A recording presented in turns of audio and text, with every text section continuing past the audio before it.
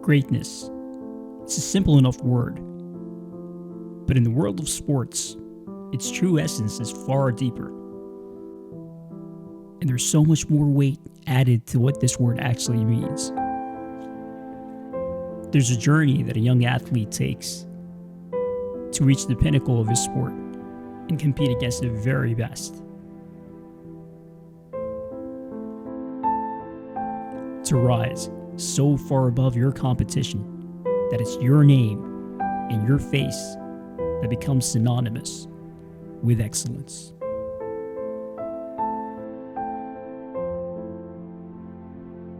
But success has a price, and winning has a cost. To reach your goals, how much pain are you willing to absorb? How far are you willing to push yourself beyond the boundaries of what you thought you were capable of? How many hits are you willing to take?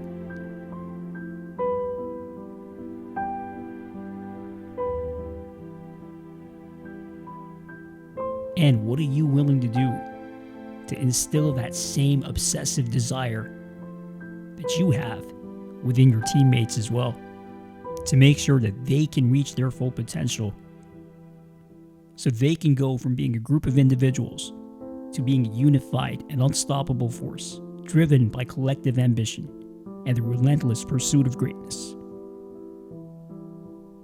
The story of the Bulls and the Pistons is a story of Michael Jordan overcoming his greatest obstacle, and of the Chicago Bulls overcoming the meanest and toughest team in NBA history.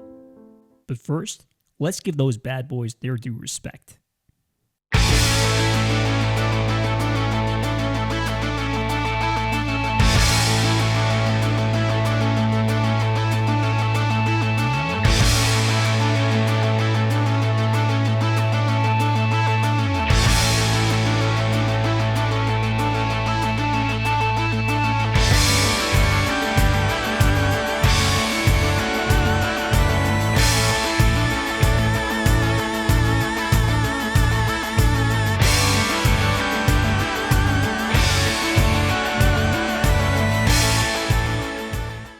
Detroit would begin their championship story in the 1980s, at a time when the Showtime Lakers and Bird Celtics owned the game of basketball.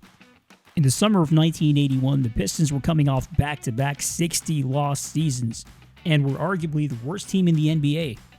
But that's when they would start to change. That summer, they would draft in Isiah Thomas. Isiah would go on to be the undisputed leader of the Bad Boy Pistons. In his stellar 13-year career, he would go on to make 12 All-Star appearances, was a two-time NBA champion, a one-time Finals MVP, and was named as one of the 50 greatest players of all time in 1997.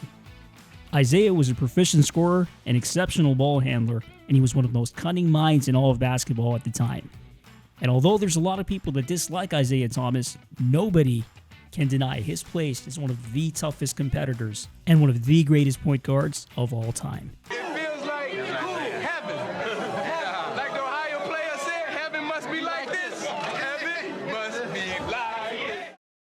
Bill Laimbeer would arrive in 1982 in a mid-season trade. And there is a violent knockdown by Laimbeer. Oh my! Let's just say that Laimbeer knew how to get under people's skin. Now, Laimbeer might be the most hated player in NBA history, and many would argue that without Laimbeer, the moniker of the Bad Boys wouldn't even exist. Now, because of all the cheap shots and the level of physicality that could potentially injure his opponents, unfortunately, what's often overlooked when looking back at Bill Laimbeer's career is the fact that this guy could actually play. Laimbeer was a four-time All-Star in his time with the Pistons. He was a key contributor at both ends of the floor, on offense and on defense, and he was one of the first big men who could actually step out and shoot consistently from the outside, making him a stretch big before the term even existed in the league. And on top of that, just like Isiah, he was a master of mind games. 1985 and 86 would also see two more key arrivals come in, Joe Dumars and Dennis Rodman. Dumars was a versatile two-guard who could score, but he was also an elite-level defender. In his time with the Pistons, he would go on to be a six-time All-Star. And when it comes to Dennis Rodman, Of course, we all know he's one of the greatest rebounders of all time and an elite level defender himself. In his time in Detroit, Rodman would be named as a 2-time All-Star and a 2-time Defensive Player of the Year. And on top of that, the Pistons also had an outstanding supporting cast with players like Rick Mahorn, John Salley, Vinny the Microwave Johnson, and Mark Aguirre. But perhaps the most important addition to the Pistons during this time was that of Coach Chuck Daly. In his very first season as coach, Daly would turn this franchise around. Daly would lead them to a winning record, and they would actually have the #1 offense in the NBA. But it was Daly who was the mastermind behind switching them to a more physical, rugged style of play, which would of course become their signature. It was also Chuck Daly who was the mastermind behind the infamous Jordan rules. Now, were they villains? Absolutely. All you need to do is go back and look at the footage and you realize that their reputation was more than justified. From the cheap shots, to the dirty tricks, to a level of physicality that was just downright dangerous. But with their physicality, the Pistons were actually trying to dismantle teams mentally. Take this incident, for example, where Robert Parrish absolutely clobbered Bill Laimbeer. Apparently, when Laimbeer came back to his senses, the first question he asked was, did they throw him out? And that's just how the Bad Boy Pistons were. They would use aggravation, fear, and intimidation to get into their opponents' heads. And no matter how much people hated them, there's no denying the fact that they were the team that ended the Celtics and the Lakers' dominance in the NBA, and they were also the team that probably unintentionally molded Michael Jordan and the Chicago Bulls.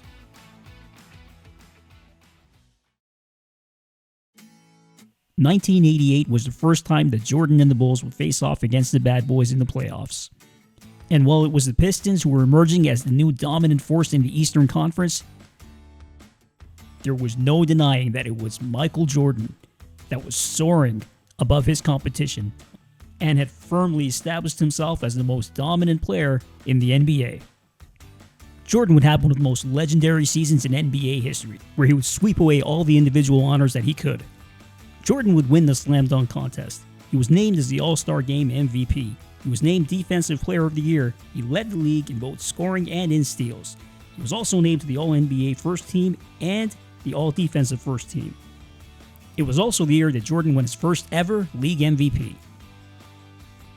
And while Jordan led the NBA in scoring at 35 points per game, the next highest scorer on the Chicago Bulls was Sam Vincent, who averaged 13 points per game. And this played a significant part in the philosophy of Coach Doug Collins because he believed that keeping the ball in Michael Jordan's hands was the only way to go.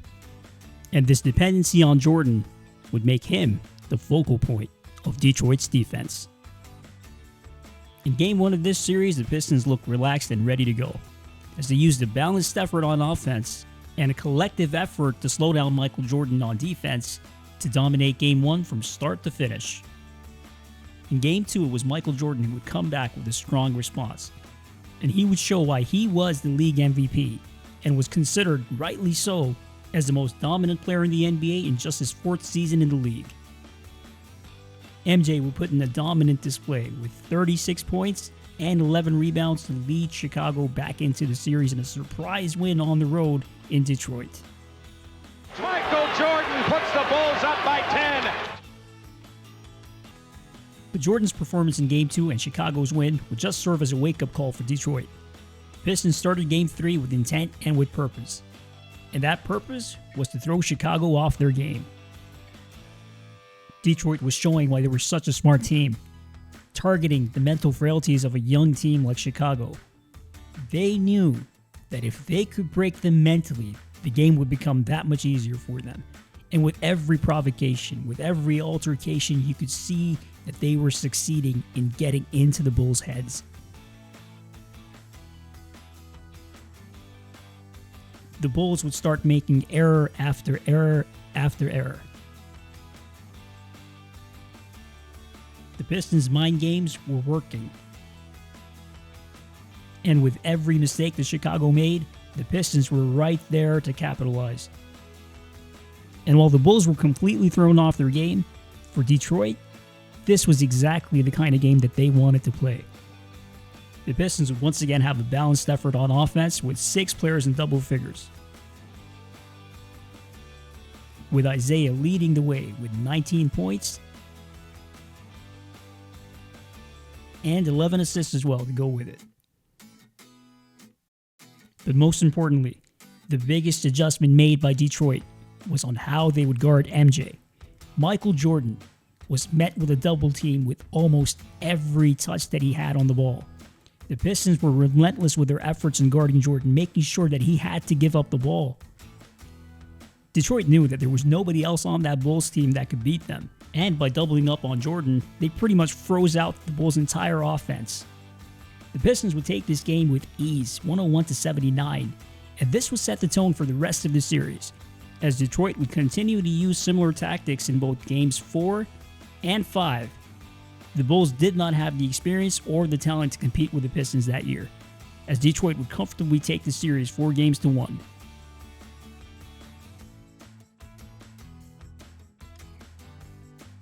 The Pistons would go on to reach the NBA Finals that year, but would fall short to the Lakers in 7 games.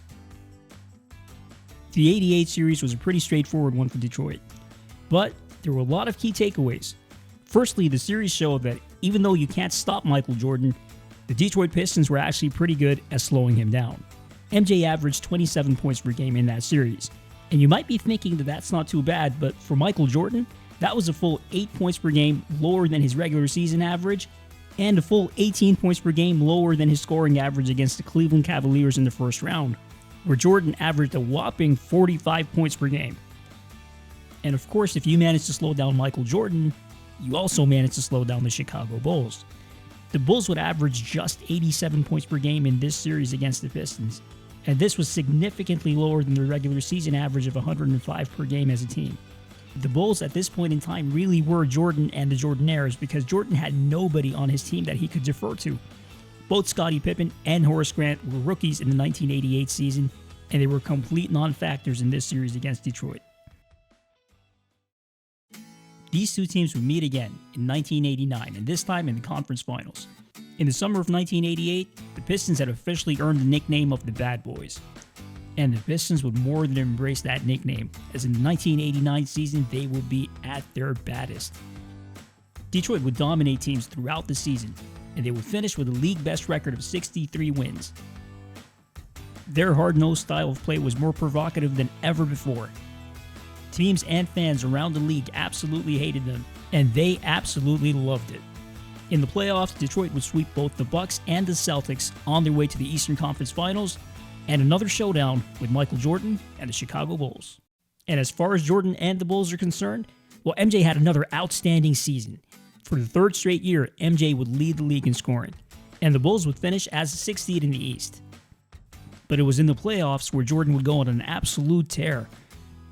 MJ would play like a man possessed as he would carry the Bulls past the heavily favored Cleveland Cavaliers in the first round, while capping off Game 5 with one of the most iconic shots in NBA history. He looks, he gives to Jordan. Jordan to the circle, puts the shot in the air. Good! The game's over, and the Bulls have won. And then came the Knicks, and Jordan would once again put up an unbelievable performance in this series as well. And he wasn't just leading them by scoring. Jordan was contributing in every facet of the game. He was setting up teammates. He was grabbing rebounds. And he was breaking up critical plays, as the Bulls would see off the Knicks in 6 games. And entering the Eastern Conference Finals, MJ's numbers were absolutely insane. In the playoffs so far, Jordan was averaging 37.5 points per game, 7.8 rebounds per game, 8.3 assists, 2.7 steals, and almost 1 block per game. It was clear that Jordan was once again carrying the Bulls almost on his own. But the question was, how far could he take them? In Game 1 of this series, it seemed like the Pistons forgot an important lesson that they learned last year. If you don't close out on Jordan, or if you don't double team him, he will make you pay. Jordan would have yet another outstanding game with 32 points and 11 rebounds. And Scottie Pippen would also chip in with 14 points, 11 rebounds, and 6 assists in this game. But unlike last year, this time it was the Bulls' stifling defense that held the Pistons to 88 points on 38% shooting, as the Bulls would beat the Pistons in Game 1 and take home court advantage. But the Pistons would come back and level the series in Game 2, setting up Game 3 in Chicago, which would be a classic. You could feel the intensity right from the start of the game. Players from both teams would not back down, and they were both willing to put their bodies on the line to try and contest every shot, to try and make every hustle play to make sure that they can give their team the edge. For Detroit, it was Mark Aguirre who would lead the way with 25 points on the night. And for Chicago, as usual, the offense was being carried by Michael Jordan, who was doing his best to try and keep them in the game early. But it was in the second quarter where Detroit would pull away, behind some strong play from their bench, with Vinnie Johnson scoring 19 points on the night, and Dennis Rodman making all the hustle plays and grabbing 13 rebounds, which was a game-high performance. But it was the Pistons' defense that would keep Chicago in check. The Pistons would shut down the Bulls in the second quarter, only allowing them to make 5 field goals.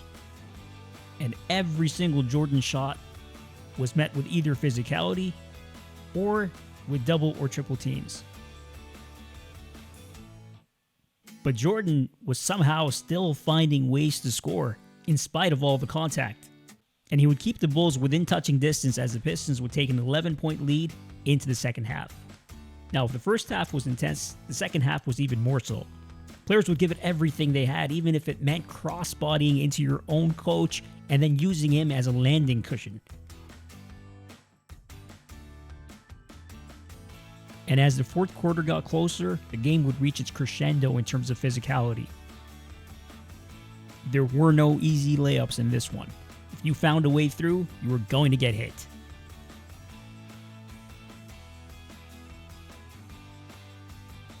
And heading into the fourth quarter, it was still the Pistons who held an 11-point advantage.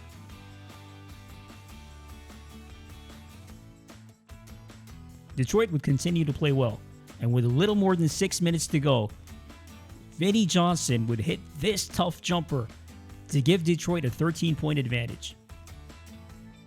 But the Bulls would then stage a comeback, starting with some strong defensive efforts. And then, it was at this point in time that Michael Jordan would explode, scoring 17 points in the fourth quarter, taking over the entire Chicago offense.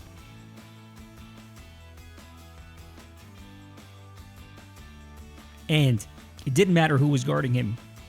The Pistons would try using Rodman, they would try using Dumars, and they would grab and hold, but Michael Jordan would still find a way through. And then with just 52 seconds left in the game, Jordan would hit this jump shot to cut the Pistons' lead down to 2. After 2 free throws from Horace Grant would tie the game, Detroit would have the ball and they would give it to Isiah Thomas with 12 seconds left to go. But Bill Laimbeer would be called for an illegal pick at such a crucial stage of the game. Was it the right call? Absolutely, but you'd see worse picks than this not get called, and Chuck Daly was absolutely shocked. Now, with just 9 seconds left to go, the Bulls would have a chance to take an improbable 2-1 lead in this series, and there was no doubt about who would take the next shot. Michael Jordan would bank it in off the glass to give Chicago a 2-point lead with just 3 seconds left on the clock, and the Chicago crowd was in raptures. And just look at how much contact Jordan had to deal with on this shot, first from Rodman and then from Dumars leading into him, and he still managed to hit the off-balance shot. Dumars would then miss a rush 3 as the clock would wind down and the Bulls would take a 2-1 lead. MJ would finish with 46 points in the game. The Pistons were now under threat, and the Pistons would now be more dangerous than ever.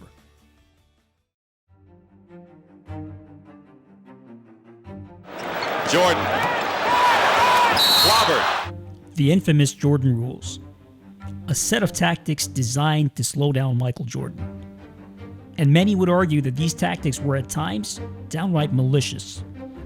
A very simple interpretation of these rules would be that anytime Jordan was on the wing, the idea was to funnel him into the center, where he would be met by either a double or a triple team. And if Jordan was in the center, then the idea was to make him go left, and again into a double team. The Pistons wanted to be very, very physical with Jordan and make sure that he does not get to the baseline and make sure he does not get a chance to have an easy drive to the basket or any uncontested shots. And if he did somehow slip through, well then the plan was even simpler. to knock him to the ground. Now, in the media, these Pistons would remain quite coy about the existence of the Jordan rules. The Jordan rules? Is that something you guys made up? Jordan rule? But just take a look at Dennis Rodman's right arm in both of these possessions, and you'll understand that the Pistons had a specific ploy in place, and that included trying to get into Jordan's head through physicality. But Jordan was, of course, Jordan, so he would find his way through at times. But it would require either an exceptional bit of athleticism or an unbelievable bit of skill to work his way through the Pistons' defense.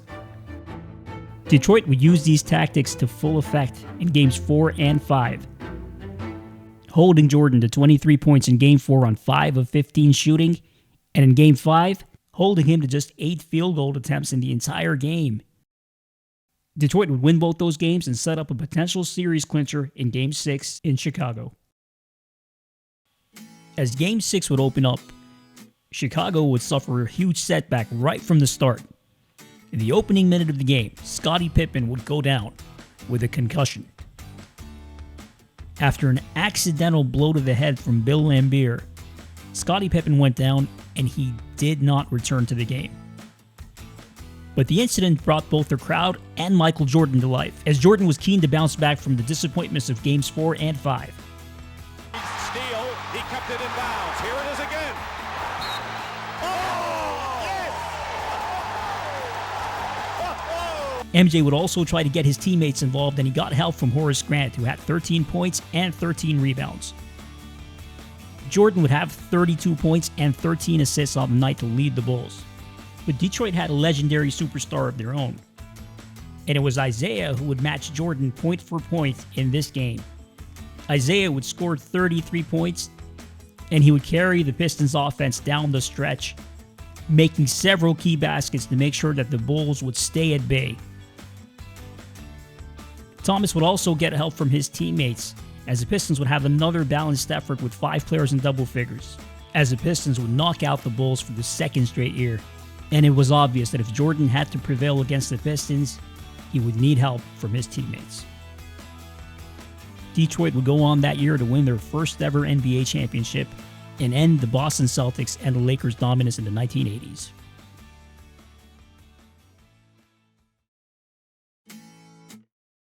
'90 would see Phil Jackson appointed as the head coach of the Bulls, and with Phil Jackson came Tex Winter's triangle offense. The system involved moving the focus away from Jordan into a more team-centric approach, which would involve all 5 players on the court at the time, making it a perfect counter to the Jordan rules. The system emphasized creating space, spreading the floor, constant motion, and crisp passing between teammates to open up multiple scoring and passing options, making it next to impossible for the Detroit Pistons to be able to double-team Jordan. The system would also go a long way in terms of ensuring the development of young players at the time like Scottie Pippen and Horace Grant. The biggest challenge for Phil Jackson would be to make sure that these players can develop into trustable and reliable options for Michael Jordan, and to convince the best player in the NBA to give up the ball and trust his teammates. The Bulls would finish that season as the 3rd seed in the East, and in the playoffs they would comfortably beat the Bucks and the Sixers to move on to their 2nd consecutive Eastern Conference Finals, and yet another showdown with the Detroit Pistons. The Pistons themselves were having an outstanding season, as they would lose just 1 game on their way to their 3rd consecutive conference finals. As the series got underway, Game 1 would be a defensive and gritty affair. And as per the norm, there was a high degree of physicality involved right from the get-go.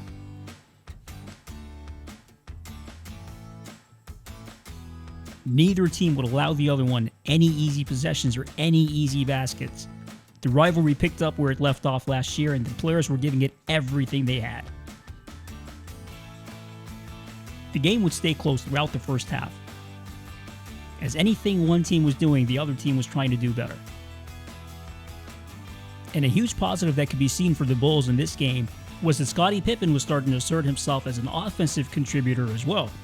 His versatility and his defensive abilities were already key for Chicago, but in his first season under Phil Jackson, it seemed like Pippen had finally found his offensive game as well.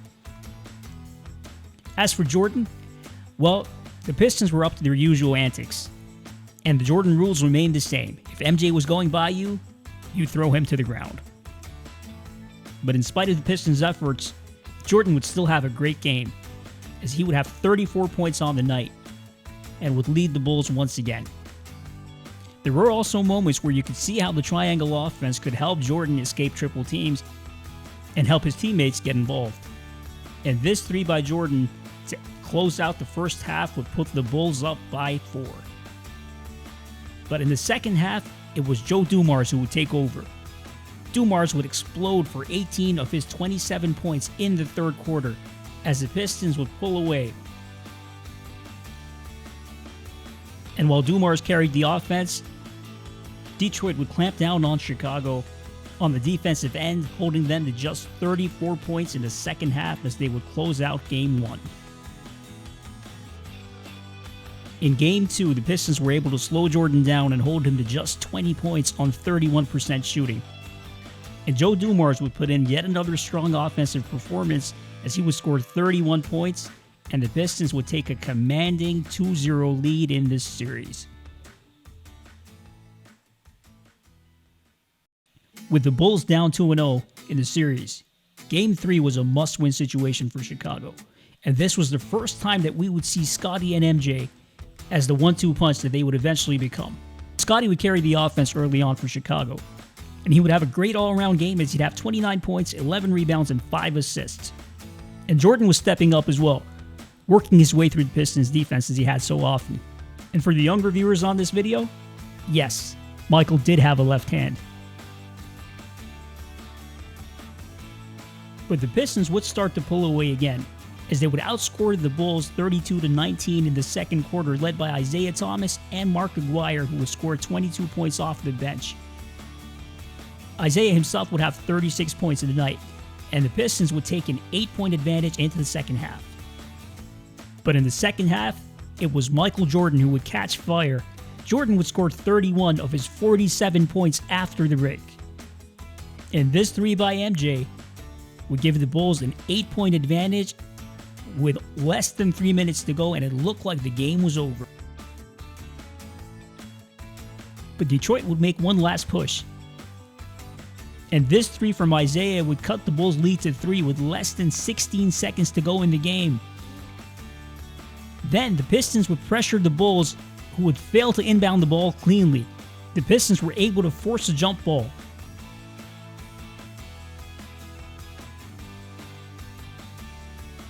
And then Detroit would win the tip and call a timeout immediately, giving themselves a chance to tie the game. But with plenty of time left on the clock, Mark Aguirre would rush his shot, taking a panic 3 which would miss, and the Bulls would manage to hang on, taking Game 3 and getting themselves back into the series. In Game 4, the Bulls would again face a must-win situation as they couldn't afford to go down 3-1 in the series. And behind a spirited crowd in Chicago Stadium, the Bulls would rise to the occasion. Jordan finds an opening. And he'll have a chance for a three-point play.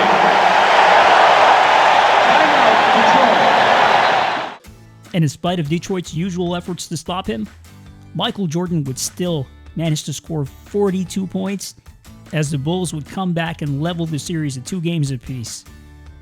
The Bulls and the Pistons would split Games 5 and 6, setting up Game 7 and giving Chicago their first opportunity to eliminate the Pistons in the Eastern Conference Finals. The hype around this Game 7, though, would quickly prove to be anticlimactic. Detroit had always believed that they held a psychological edge over Chicago and that Chicago would never be able to overcome them in a big game. And this belief would hold true as the Bulls were dealt a major blow which they would not recover from. Scottie Pippen was suffering from a migraine which was hampering his vision. Pippen would end up playing 42 minutes and contributing just 2 points on 1 of 10 shooting. Scottie was badly hampered by this migraine and could not contribute in a key game for Chicago for the second straight year. And without Scottie, well, the Pistons just blew the Bulls away in convincing fashion, winning the game 93-74 and dominating the game from start to finish. Michael Jordan was on his own. He'd scored 31 points on the night, but it would mean nothing as the Pistons, for the 3rd consecutive year, would shatter the dreams of the Chicago Bulls and eliminate them from the playoffs yet again.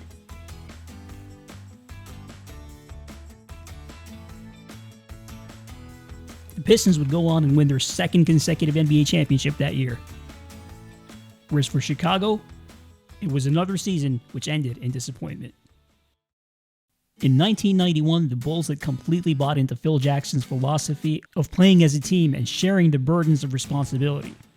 And there was no player who was more important to that than Scottie Pippen. Pippen's versatility and his development over the years was absolutely critical to the Bulls' success. At 6'8", Pippen had the quickness, athleticism, and strength to guard players from 4 different positions. Scottie was a lockdown defender. He was an outstanding ball handler who could also create for his teammates. And when needed, he was a more than capable scorer as well. And his skill set played a huge part in allowing Michael Jordan to trust both the triangle offense and to learn to trust his teammates. These two would of course go on and become one of the greatest 1-2 punches in NBA history. And with Pippen's development, you could see that the entire team in Chicago started to change. The Bulls in the 91 season would finish with the best record in the East with 61 wins. But more importantly, every player on that Chicago Bulls team understood that they had a part to play if they were going to win the championship. As the series got underway, it was the Bulls who were out to make a statement. Unlike any of the previous seasons, it was Chicago now who were the aggressors, and they would smother Detroit defensively, not allowing the Pistons to breathe no matter where they were on the floor. On this particular possession, the Bulls would block Mark Aguirre not once,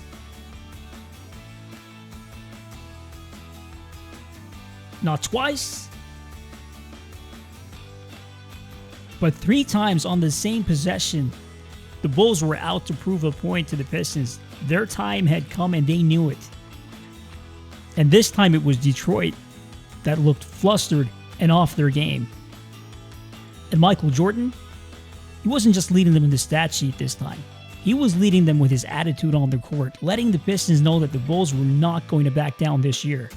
Jordan would score just 22 points on the night and the Bulls would still win comfortably. And that's something we could never have said in any of the previous series between these two teams. Pippen would chip in with 18 points, 6 steals, and 5 blocked shots. They would also get 16 points from Bill Cartwright and several critical plays down the stretch from their bench as well. Slowing down Jordan was no longer the answer, and Detroit was frustrated and flustered, and it was the Bulls who used a collective effort on both ends of the floor to dominate Detroit in Game 1. In Game 2, you would see more of the same as the Bulls would continue to dominate both on defense and on offense. And the Bulls' 1-2 punch will be in full effect, as Michael Jordan would score 35 to lead all scorers, and Scottie Pippen would have yet another brilliant all-around game with 21 points, 10 rebounds, 5 assists, 3 steals, and 2 blocked shots.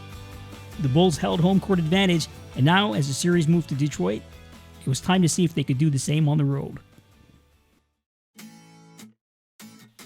At home in Detroit, the Pistons would try and fluster the Bulls.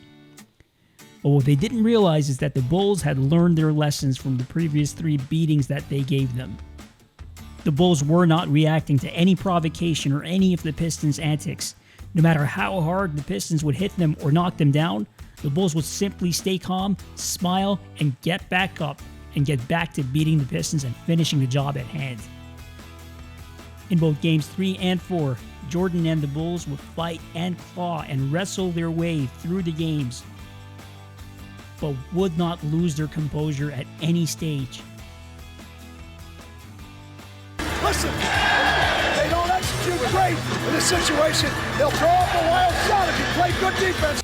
Detroit was still expecting Chicago to make the same mistakes that they did in previous years, without realizing that their opponent, their rival, had evolved and had learned from the lessons that they themselves had taught them. The Bulls had beaten Detroit as a team, and the writing was on the wall for the Pistons to see. But it seemed even as the series was winding down, the Pistons would stay true to their moniker, the Bad Boys. In one of their last few desperate displays of frustration, Rodman would shove Pippen, committing a flagrant foul. But the Chicago Bulls were now different, and Scottie would once again not react, simply get up and continue playing. The Bulls had just finished dominating Detroit over 4 games, and they did it collectively as a team. not just on Jordan's shoulders. Jordan and the Bulls had finally beaten Detroit. After 3 failed attempts, they'd finally get by the Pistons. But what the Pistons would do next would have a lasting impact on their legacy and on how people perceive this team. With 8 seconds still remaining on the game clock, the Pistons decided to walk off the court, refusing to shake hands or congratulate the Chicago Bulls. They knew their era was over, and for a team that was nicknamed the Bad Boys, perhaps the handshakes and the hugs and the congratulations were too much for Chicago to ask for. The Bulls will go on and beat Magic and the Lakers in the finals, finally becoming NBA champions. The 91 series would mark the end of this rivalry and the end of the Bad Boys era. By 1994, Joe Dumars would be the only remaining Bad Boy Piston left on the roster. Isiah would suffer a career-ending Achilles injury and would retire in 1994. But the walk-off ensured that Isiah would forever have a strained relationship with both Michael Jordan and Scottie Pippen. And this strain would result in Isiah being left off the Dream Team in 1992. But regardless of what you thought of the Detroit Pistons in that era, the legacy of the Bad Boys and their place in NBA history cannot be denied. As for the Bulls, the lessons they'd learned in their beatings from Detroit would go on and make them serial winners. They would dominate the next decade of the NBA like few teams have, winning 6 championships in 8 seasons, and doing it collectively as a team, with Jordan's leadership, Phil Jackson's guidance, Pippen's versatility, and key contributors across their roster. The Bulls would show a ruthless intensity on both defense and offense on their way to their 6 championships. I wonder where they got that from. So yeah, greatness. It's a simple enough word. But for the greatest of all time, it was a way of life.